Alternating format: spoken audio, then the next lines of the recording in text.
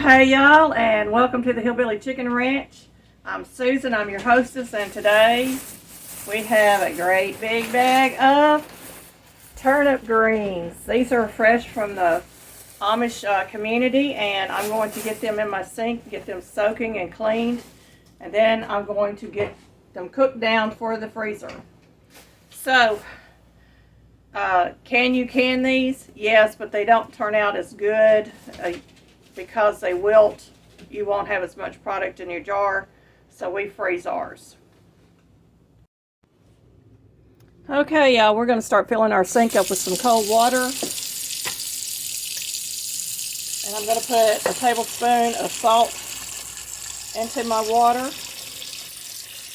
That will kill any bugs that might be in the greens, and it helps wash them. And these are some beautiful greens. They are just really pretty greens. Y'all see? We're going to get them in the water and soak them. And I usually soak these for a good 20 minutes to half an hour. And then I will start rinsing them and getting rid of the hard stems. I may chop them up. Matter of fact, I'm going to chop them up because they're going in the freezer, and it just makes it easier to separate the greens once they're cooked. So we're going to get those started, and we'll be back in a short.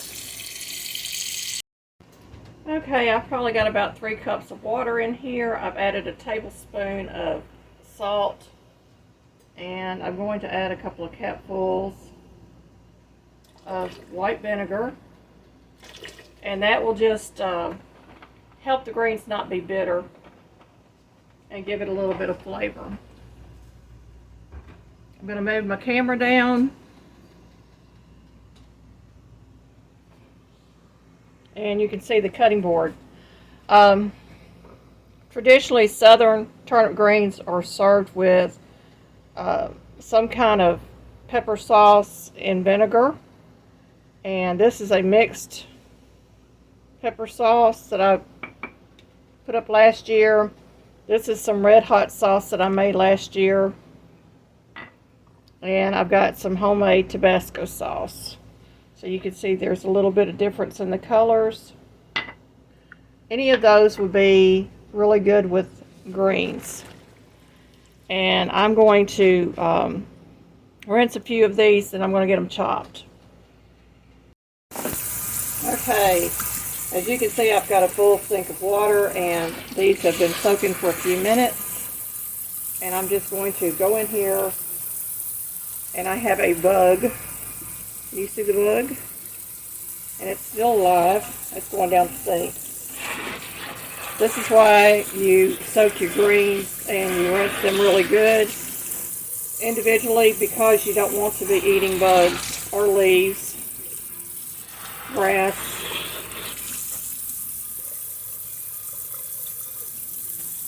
And some of these are quite large leaves, and they're very tender.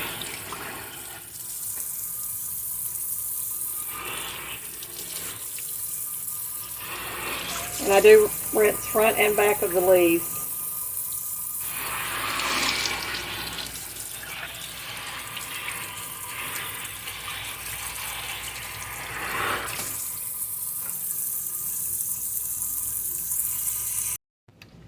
There is a lot of sand and dirt in the bottom of my sink, and a lot of bugs was washed out, a couple of worms. It was all in that water, and it was nasty. But we're going to start working on our greens, and I'm going to turn my camera up so that you can see me working. Now this is a very healthy looking turnip green leaf. It's got some bug holes in it, and you could expect that. And a matter of fact, there's something on the back that I missed.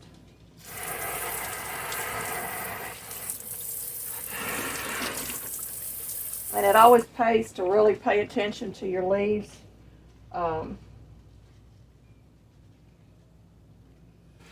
So there's another one that just stuck to the leaf. So you want to make sure you get all your bugs off before you put them in the pot. And really double check yourself as you're cleaning your leaves. That's another healthy looking leaf. This one's got a few bigger holes in it, but they will stick to the leaves and you have to really pay attention. I don't like buying the greens already washed in the stores because they 9 times out of 10 they've already chopped them up, and they've chopped them up with this hard stem on them. And we're going to remove that stem. I'm going to show you how to do that.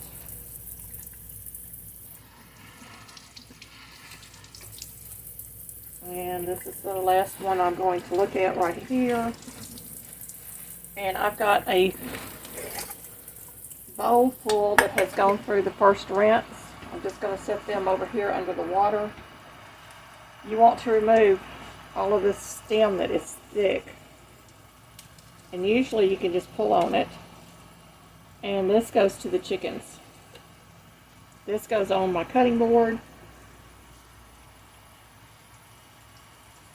And I usually just take my knife to them and pull all the green stuff off that I can get off and stack my leaves. Everybody does theirs different. This is how I do mine. And that is quite a thick stem there. I'm going to get these done up. We're going to work through the greens, and then we're going to get them in the pot.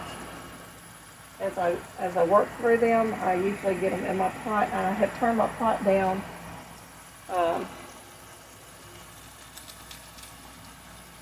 a lower temperature because I didn't want all my water to boil away. But you want to make sure that you have rinsed all that sand and dirt off of your leaves and all of the bugs, insects, or worms that might be on your leaves.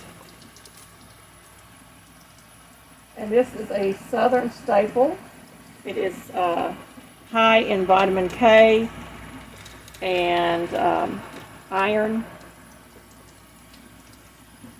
Any of the green leafy vegetables would be high in iron and vitamin K. So they're very healthy for you, but if you have an iron issue that causes high iron in your blood, we have that in our family. We're very careful about how much high, rich iron foods that we eat. Okay, I got a nice stack going there. I'll rinse my knife off. If you have some good kitchen shears, you can just take your stack and cut them up. That's probably going to be the quickest way to work through your leaves. And there's no right or wrong reason. You can tear them, you can cut them. And I still have a handful here, and I'm just going to cut them again because I want them in chunks that I can manage to get out of my pot.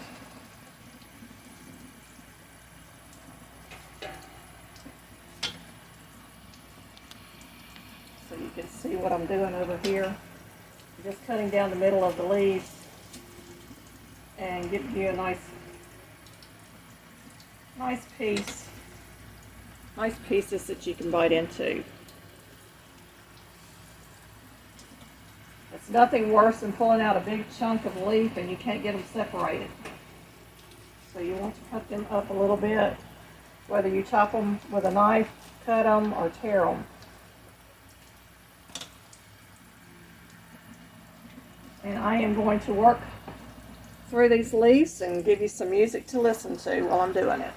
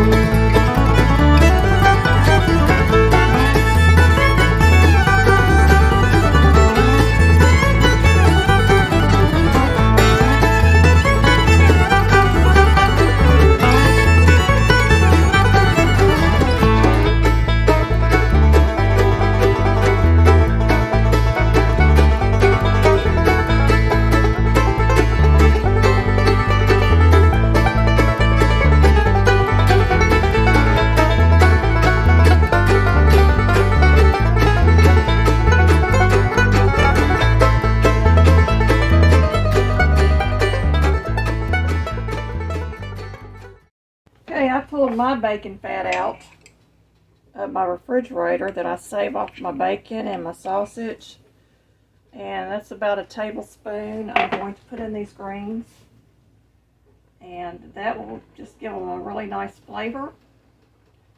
You would skip this step if you use the broth base for your greens. And we're just going to continue to let these cook down. I've still got some in here that are quite green and some that are cooked. We're going to let them cook down for a few minutes. The process takes longer to wash and pick through your greens than it actually does to cook them. And that was probably about, I would say about 3, maybe 4 pounds of greens. And it's going to cook down in my pot to almost nothing. We might get 3 or 4 meals out of this. I got a bug flying around in here. But that's what we're doing right now.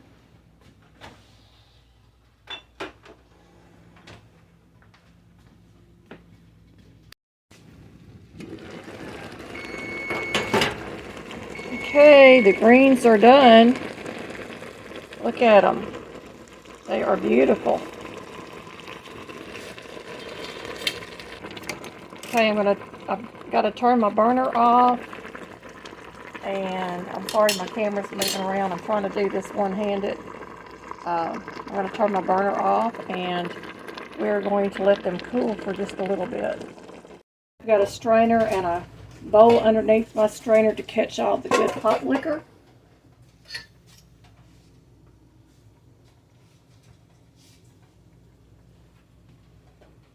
And I'm going to set a couple pot holders on the counter and just move this over so it's easier for me to maneuver.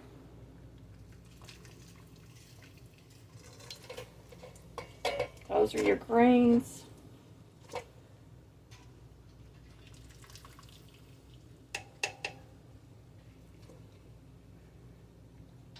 Look at all that beautiful pot liquor in there.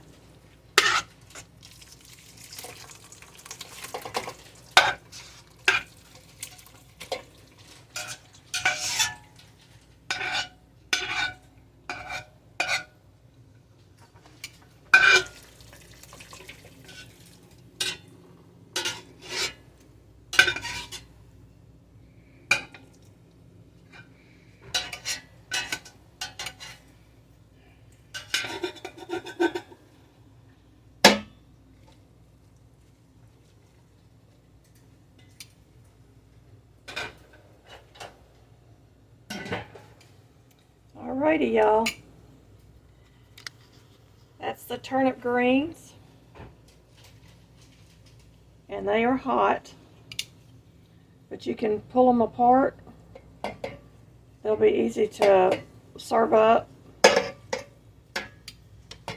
Got all that good juice in the bottom. I'm saving the juice too, y'all.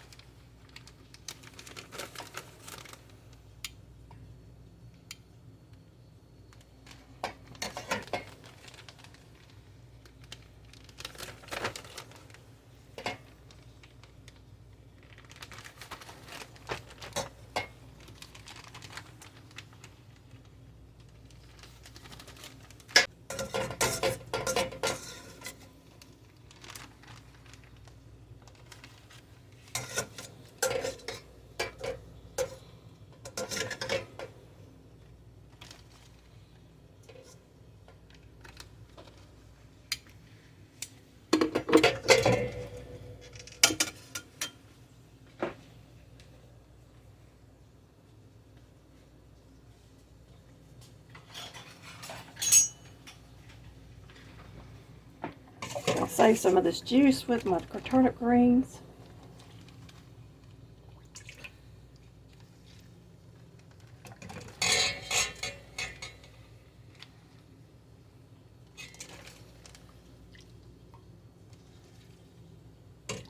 So the ingredients that I used today was water, salt, vinegar, turnip greens, and a little bit of bacon fat. And if you can't do pork or bacon fat, you can always use chicken broth or beef broth or whatever kind of broth you might have on hand. You could use vegetable stock.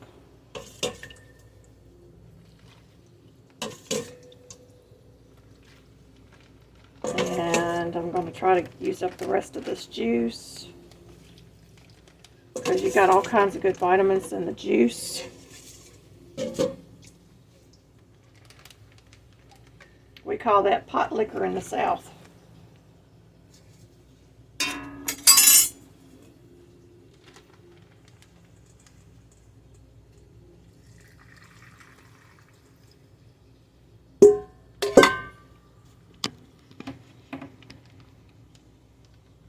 Okay, y'all. That's turnip greens in a bag. That's enough for me and my husband. A serving. And I'm just going to get all as much air out of the bag as I can.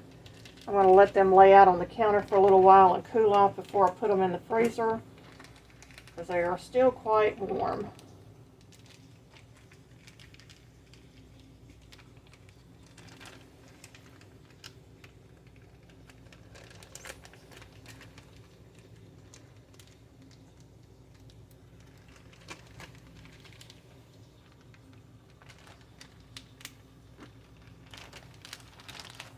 Air in that bag.